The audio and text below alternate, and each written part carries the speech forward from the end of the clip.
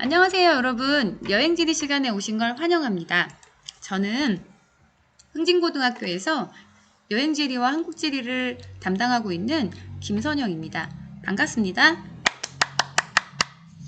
우선 수업에 들어가기에 앞서서 이 자료들이 코로나19로 인한 온라인 계약을 목적으로 해서 만든 자료이기 때문에 이 사진을 캡처한다거나 무단으로 복제한다거나 다운받는 행위들이 저작권법에 위반될 수 있다는 것을 설명드리고 수업을 들어가도록 하겠습니다. 지금 여기 있는 여행지들 굉장히 아름답죠. 사실 이 지역들은 제 버킷리스트에 들어가 있는 제가 정말 가고 싶은 여행지들이에요. 간단하게 소개를 드릴게요. 우선 요 첫 번째 지역은 어디냐면 호주의 울룰루라고 하는 세계에서 가장 하나로 되어 있는 가장 큰 돌덩어리, 원주민들은 여기를 세계의 배꼽이라고 해서 굉장히 신성시 여기는 그런 관광지고요. 그 다음에 두 번째 이 지역은 이탈리아 북부의 돌로미티라고 하는 지역인데요. 어때요? 굉장히 아름답죠. 그래서 여기는 보통 달력에 많이 실리는 그런 지역입니다. 세 번째 나오는 지역은 오로라를 볼 수 있는 캐나다의 옐로우나이프라고 하는 지역이고요. 그 다음에 네 번째는 보기에는 제가 사진이 작아 보이지만 사실 엄청난 우렁찬 굉음과 물이 쏟아지고 있는 아프리카의 빅토리아 폭포의 사진입니다. 악마의 목구멍이라는 별명을 가지고 있어요. 그리고 다섯 번째 나오는 요 곳은 사실 우리 지구 같지 않잖아요. 그래서 마션이나 이런 외계 행성을 배경으로 한 영화를 찍을 때 주로 이용되는 그런 촬영지인 칠레의 아타카마 사막입니다. 여기는 1년에 비가 한 방울도 안 내릴 만큼 극강의 건조함 덕분에 굉장히 생소하고 낯설고 이국적인 외계적인 그런 풍경을 지니고 있는 곳입니다. 여기는 여러분들 잘 알고 있는 프랑스의 에펠탑, 그 다음에 마지막에 나오는 곳은 페루의 마추픽추라고 하는 관광지예요. 그래서 이거는 7대 불가사의로 불릴 만큼 굉장히 독특한 그리고 신비로운 그런 풍경을 지니고 있는 그런 관광지입니다. 그래서 이런 곳들이 저에게는 사실 버킷리스트로 되어 있는데 언젠가는 시간이 된다면 그러면 꼭 가고 싶은 그런 곳이에요. 우리 여행지 수업을 들어가기에 앞서서 오늘 수업이 어떻게 진행이 되는지 한번 살펴보고 들어가도록 하겠습니다. 오늘 수업은 크게 이렇게 진행이 될 거거든요. 여행이란 뭔지, 그 다음에 여행지리 과목을 소개하고 오늘 이 여행지리 과목에서 배우고자 하는 목표가 뭔지, 지리 교과서는 어떻게 생겨먹었는지, 그 다음에 여행지리 수업은 어떻게 이루어지는지, 이런 것들에 대해서 간단하게 설명을 드리도록 하겠습니다. 들어가 볼까요? 여행이란 뭘까요? 사실 저도 여행 굉장히 좋아하는데 이 여행이라는 거에 대해서 그렇게까지 고민하고 가진 않았던 것 같아요. 근데 이 여행지리 과목을 맡게 되면서 여행이라는 게 나에게 뭘까라는 거를 고민을 한번 해봤거든요. 저에게 있어서의 여행은 일상의 탈출, 새로운 경험 이런 게 아닐까 싶어요. 그래서 여행에 대해서 이제 유명한 석학들이 한마디씩 하셨는데 그 중에서 이제 와닿는 거 몇 개만 말씀드릴게요. 이영민이라고 하는 지리학자는 삶은 여행이고 여행은 삶이다. 이런 말 많이 들어보셨죠? 그 다음에 성 아우구스티누스 성인 같은 경우에는 세계는 한 권의 책이다. 여행하지 않는 자는 그 책의 단 한 페이지만 읽을 뿐이다.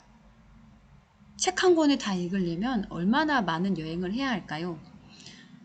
파울로 코엘료, 우리에게는 연금술사라는 책으로 잘 알려져 있는 이 작가는 여행은 언제나 돈의 문제가 아니고 용기의 문제다. 전 사실 이거에 굉장히 공감하는데요. 사람들은 돈이 없어서 여행을 못 간다고 하지만 사실 이거는 의지의 문제라고 생각을 해요. 의지만 있다면, 용기만 있다면 언제든 여행을 떠날 수 있다라고 저는 생각합니다. 여행지리 과목은요, 사실 고교 진로 선택 과목으로 개설이 됐고요. 굉장히 이제는 넓은 스펙트럼을 가지고 있어서 어떤 과목으로 보기보다는 교양의 성격을 많이 지니고 있다라고 생각이 들어요. 그래서 여행지리는 이 과목 이걸 배움으로써 뭔가 지식을 얻는다기보다는 지리적인 안목, 지리적으로 세상을 바라보는 그런 눈, 이거를 깨닫게 하는 게 가장 큰 목적이 아닐까라는 생각을 가지고 있습니다. 그 지리적 안목에 대해서 이영민이라는 교수님이 쓴 글이 있어서 하나 소개를 해드리고 싶어요. 이분은 뭐라고 했냐면, 읽어볼게요. 이 세상에는 어느 하나 같은 장소가 없다. 모든 장소에는 독특한 자연 환경과 문화 경관이 다채롭게 펼쳐져 있다. 그리고 그곳 사람들은 각자의 터전을 일구며 분주히 살아가고 있다. 이것이 여행의 지리적 안목이 필요한 이유다. 우리 그런 거 있잖아요. 왜 저 사람은 무식하게 우통을 다 벗고 다니지? 왜 저 사람은 없어 보이게 밥을 손으로 먹지? 왜 이 나라는 소가 도로 한복판을 차지하고 있어서 차가 저렇게 막히는데 경찰은 도대체 뭐 하는 거야? 왜 이 나라는 여자들이 답답하게 얼굴을 스카프로 가리지? 이건 남녀차별 아닌가? 우리가 볼 때는 다 이해가 안 가는 모습들이지만 사실은 그 배경에 다 이유가 있다라는 거. 그래서 우리가 여행 가는 그 지역에 대해서 기본적인 지리적인 지식이 있고 그 지식을 바탕으로 해서 그 지역을 이해하고 그다음에 세상과 나의 관계를 깨닫고 그로부터 내가 무엇인지 나는 누구인지 어떻게 살아야 되는지에 대한 성찰이 이루어질 수 있기 때문에 여행에 있어서 지리적 안목은 필요하다. 그러면 이때 여행자가 가져야 되는 자세는 뭘까요? 바로 여행지와 그곳 사람들에 대해서 함부로 판단하지 않는 것. 좋다, 나쁘다라는 거는 사실 기준이 나를 기준으로 한 거기 때문에 이건 굉장히 주관적인 거거든요. 하지만 로마에 가면 로마법을 따라야 되는 것처럼 그 여행지에 가서는 내 기준이 아니라 그 지역의 사람들을 기준으로 해서 그 사람들을 있는 그대로 받아들이고 바라보려는 노력이 필요하다는 거. 그래서 여행자는 여행되는 것, 여행지와 그곳의 사람들이 우리와 나와 다름을 인정하고 소통함으로써 세계의 다양성을 인정해야 하고 이것이 바로 우리가 갖춰야 되는 글로벌한 역량이자 이 시대를 살아가는 세계 시민으로서 가져야 되는 책무다라고 지리적 안목이라는 게 왜 필요한지 한번 몇 가지 사례를 들어볼게요.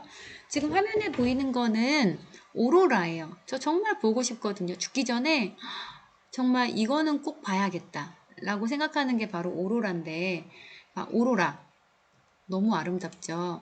우리가 오로라를 보려면 어디를 가야 될까요? 사실 오로라는 아무 데서나 볼 수 있는 게 아니고요. 북극권, 다시 얘기하면 우리가 북극을 90도라고 했을 때 북극 가까이에 있는 곳을 북극권이라고 해서 위도가 66도 이상의 고위도 지역에서만 나타나는 자연현상이에요. 오로라는.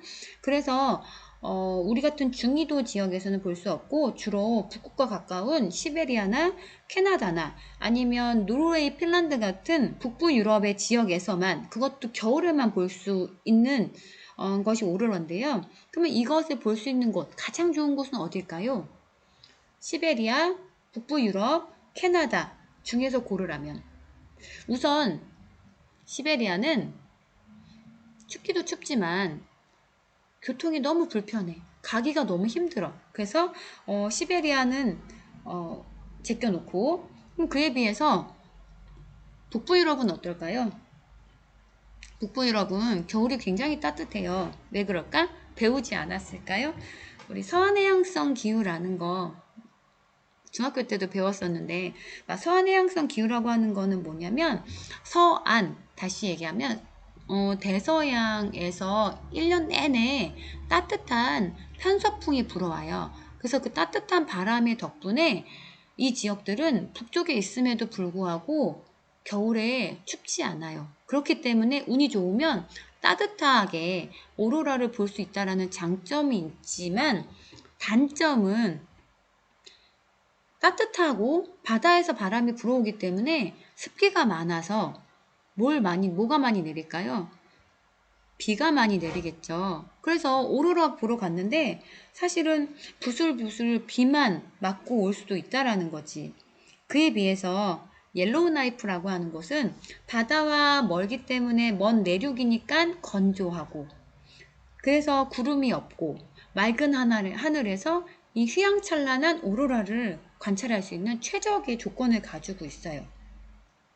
물론 옐로우 나이프도 영하 20도 이하의 추위를 감수해야 되긴 하지만, 그러면 우리가 오로라를 보러 가고자 할 때 북쪽에 있다고 다 갈 건가요? 그건 아니잖아요. 그럴 때 이제 우리가 지형이나 기후에 대한 그런 지리적인 지식이 필요하다는 거, 그걸 좀 기억을 해주면 좋을 것 같고, 또 다른 예를 하나 들어볼게요.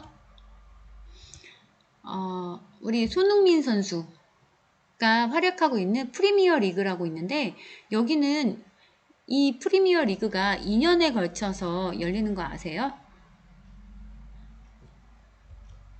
지금 이게 프리미어 리그의 일정인데, 보면은 겨울부터 해서 그 다음에 12월, 1월, 2월, 이 추운데 실내 스포츠도 아닌 축구를 겨울에 할 수 있다? 왜 그럴까? 바로 방금 얘기했던 바로 서한해양성 기후 때문에 그래요. 영국은 서한해양성 기후의 대표적인 지역이기 때문에 1년 내내 바다에서 편서풍이 불어와요. 그러니까 겨울에도 따뜻한 바람 덕분에 영하로 떨어지는 경우가 거의 없고, 그러다 보니까 영상의 따뜻한 기후 속에서 이제는 축구를 할 수가 있는 거지. 그래서 이제는 그런 지리적인 바탕이 프리미어 리그가 겨울에도 이루어질 수 있는 그런 이유가 된다라는 거. 그리고 이 지리는 브랜드에서도 많이 볼 수 있거든요. 이거는 우리가 많이 봤던 그 한때 등골 브레이커라고 불리웠던 캐나다 구스라고 하는 거위털 잠바의 마크인데요. 거위털 잠바 언제 입을까? 겨울에 입겠지. 그러니까 추위를 상징하는, 대표하는 바로 북극의 모습을 형상화해서 나타낸 그런 브랜드라고 보면 될 것 같고요. 또 이런 거, 얘는 토블레로네라고 하는 초코바예요. 근데 이 초코바의 상징 마크가 뭐냐면 바로 스위스 알프스 산맥에 있는 마테호른이라고 하는 그 봉우리, 빙하의 침식에 의해서 만들어진 봉우리가 이 초콜릿의 상징이 되고요. 거기에 이 토블레로네라고 하는 그 철자 속에 스위스 알프스, 스위스의 수도인 베른의 철자가 녹여져 있다는 거, 그 다음에 베른의 상징인 곰 또한 그 마크로 이제는 상징화되어 있다라는 거 우리가 볼 수가 있고요. 그 다음에 이거는 여러분도 잘 알고 있는, 얘도 한때 등골 브레이커로 불리었던 바로 노스페이스라고 하는 곳이에요. 지금 노스페이스라고 하는 게 어디냐면 바로 요 지역이거든요. 이 노스페이스는 우리나라 말로는 어떻게 되냐면 북쪽에 있는 페이스, 벽이란 뜻이거든요. 그럼 여기는 어디냐? 바로 스위스의 알프스 산맥에 아이거라고 하는 산이 있는데, 여기에 북쪽 벽을 상징화한 거예요. 그래서 이 북벽은 사실 별명이 알프스의 무덤이라고도 불릴 만큼, 여기를 올라가다가 목숨을 잃은 등반가가 60명이 넘을 만큼 굉장히 악명 높은 그런 산이라고 해요.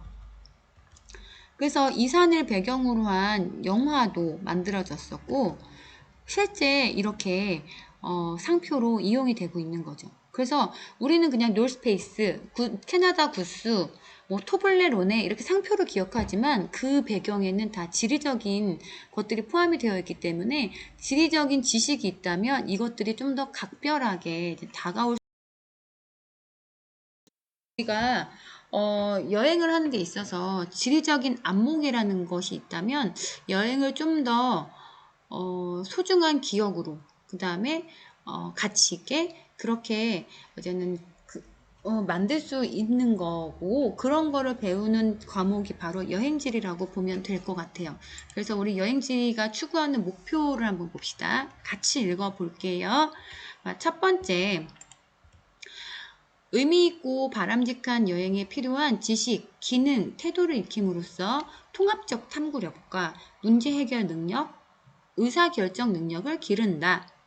두 번째, 국내 및 세계적으로 알려진 지역의 자연 및 인문환경적 특성과 그곳에 살아가는 사람들의 다양한 모습을 이해하고 이것을 존중하고 배려하고 소통하고 공감하는 태도를 기른다. 그 다음에 여행의 특성과 변화를 통해 현대사회의 특성과 미래사회의 변화 방향을 탐색하고 진로탐색 능력, 사회참여 능력, 인류 공동체의 바람직하고 행복한 삶을 만들어 나가는 데 필요한 능력과 태도를 기른다.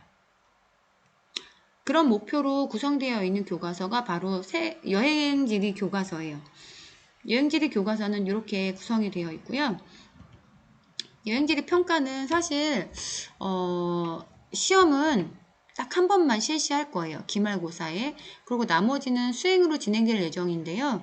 근데 수행평가의 항목은 이제 미리 정해놓긴 했었는데 우리가 앞으로 어떻게 이 상황이 전개가 될지 모르기 때문에 우선 수행평가에 있어서는 변수가 있다라는 거 말씀드리고 나중에 일정이 나왔을 때 소개 안내하도록 하겠습니다.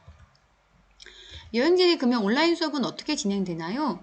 여행지리는 일주일에 2번 든 거 아시죠? 그래서 일주일에 그 날짜에 올라가 있는 수업을 듣고